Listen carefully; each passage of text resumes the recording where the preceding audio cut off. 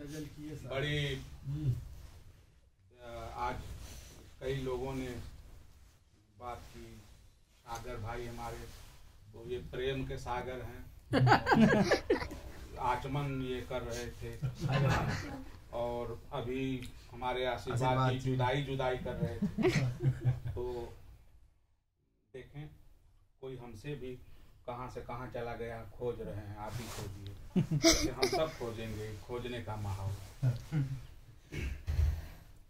वैसे भी लोग खोज रहे हैं, जिनसे नहीं संबंध है उससे भी खोज रहे हैं इस समय। जरूरत है इस समय। स्वागत है। आज खोज नहीं पा रहे, खोद रहे हैं। सुनिए भाई विजेंद्र जी, कि मोरी नैया के खेवैया हो, कहाँ गईले राम। लोकायन संस्कृति न्यास आजमगढ़ में अपनी लोक शैली लोक भाषा जोड़ते हुए बहुत अच्छा। कि मोरी नैया के खेवैया हो, कहाँ गईले राम। कहल पूर्व चला मिली है जोरा, कहल पूर्व चला मिली है जोरा। मिट्टी है अन्हार हटी दुखवा करोड़ा, मिट्टी है अन्हार हटी दुखवा करोड़ा। अपने पश्चिम अंझुरा गईल राम, खेवैया मोरी नैया का खेवैया हो, कहाँ गईल राम।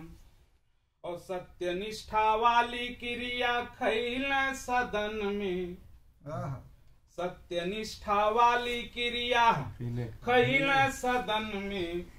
करबै विकास फूल महकी चमन में, करबै विकास फूल महकी चमन में। झूठ बोलत सोझही धरा गई, झूठ बोलत सज सोझही धरा गईल राम। मोरी नैया के खेवैया हो, कहाँ गईल राम। और महंगी से जनता के चपल गरीबी, महंगी से जनता के चपल गरीबी। उह मजा में जे हयन कर करीबी,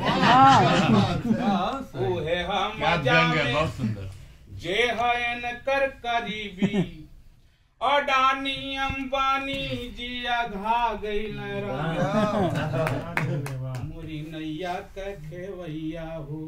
जीडीपी बढ़ रही है, हर जेब कट रही। अडानी अंबानी जिया घा गईल राम।